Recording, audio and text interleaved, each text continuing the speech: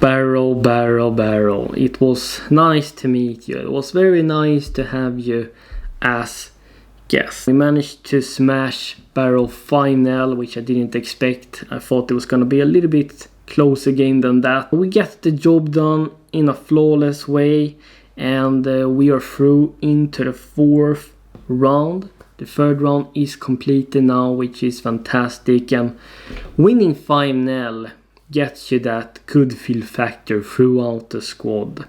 The team morale, atmosphere improves and raises further. Maresca rotated the whole 11, and in my talking points I want to mention that we have fantastic squad depth.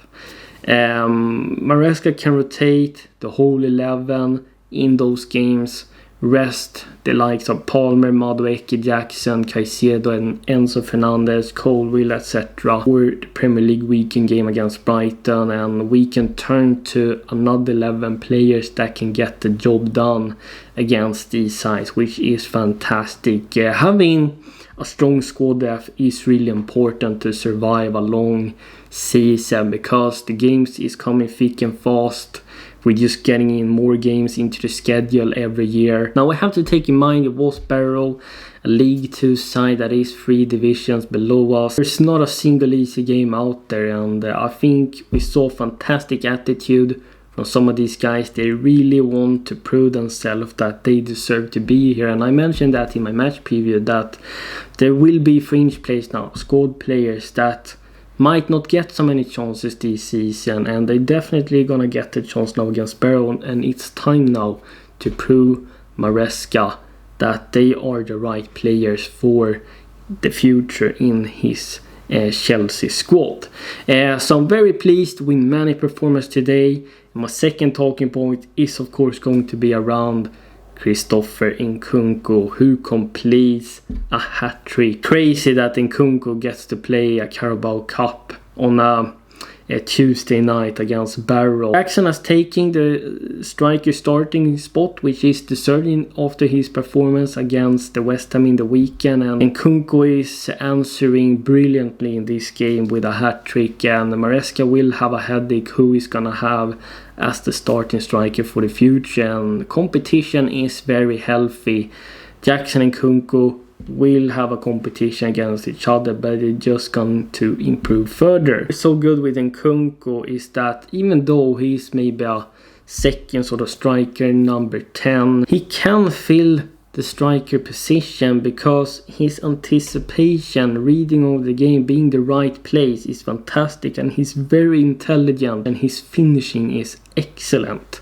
He doesn't need many chances to get goals, and that is what is so good about Nkunku. This goal came from a beautiful chip from Felix over the Barrow defense, and Nkunku could just tap it past Barrow goalkeeper. So that was a brilliant goal. And the second goal was actually very beautiful as well. We had the possession in the back line. Renato Vega took the ball a little bit forward, looked up and played a fantastic long ball out to Neto, who could then cut inside, make a backheel pass to an overlapping Gusto.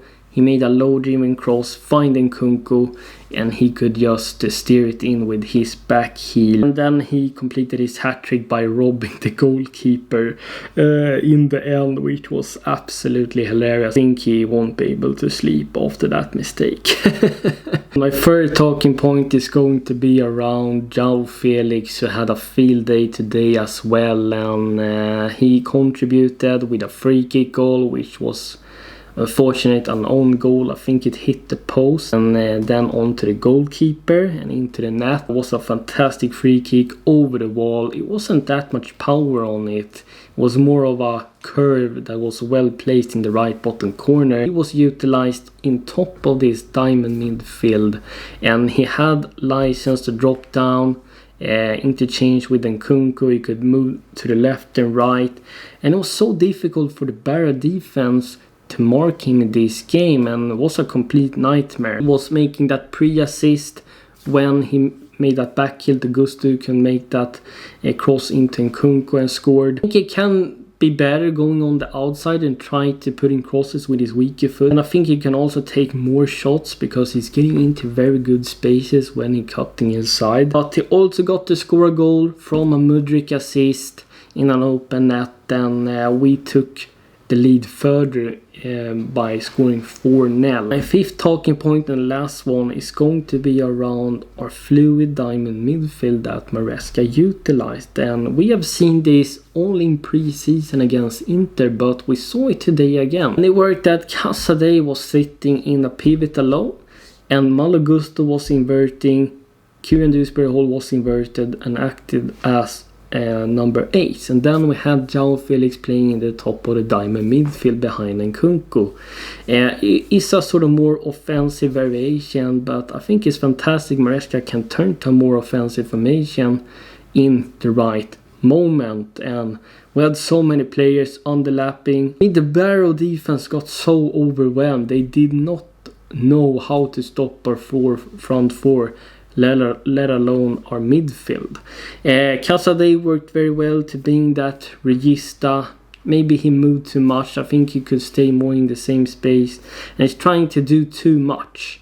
I thought he would have been better to just hold his position more, but he's not a player that's gonna play in a lone pivot. He's an 8 that wanna go forward and join the attack.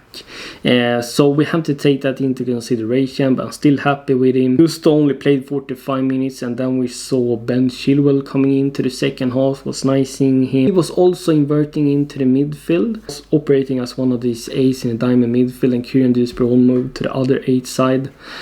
Thought Chilwell looked good as well. We saw also some youngsters getting a chance in Achampong, played as one of the centre back in this makeshift back three. Ty George got subbed in and played on the right hand side, and he had 2 fantastic opportunities to score which he couldn't finish, but he got into those right spaces. He's a very fast technical winger. We also saw Mark Yu getting 15 minutes, as well as Carney Chukwuemeka, which was nice to see. I think Carney Chukwuemeka could be a player that suits this half space role, this offensive 8 role. It's just that we have so much depth now that it will be tough for some of these players to get those minutes. Maybe he has to go out on a loan when January comes and get that regular game time, as Maresca has mentioned before. I was very impressed with Renato Veiga, and his vision and long passing is pretty good, and I like his confidence. He's also talking with teammates, telling them where to be and position themselves on set pieces. Absolute gem that we have found and purchased from the Swiss team Basel. Have been critical, like many others, on Mihailo Mudryk. We don't know how many more chances he will get. There have been speculation that he might be loaned out or even sold in January, and today was his chance to show something to Maresca, and I think he did that. In the first half he played it more safe, the easy passes, kept possession, didn't lose possession too many times, and when had the opportunity to go past his man, he did so and put in some crosses with his left foot. And when he eventually completed the first half with a decent and solid performance, his confidence raised in the second half. He tried to take on players even further, and he managed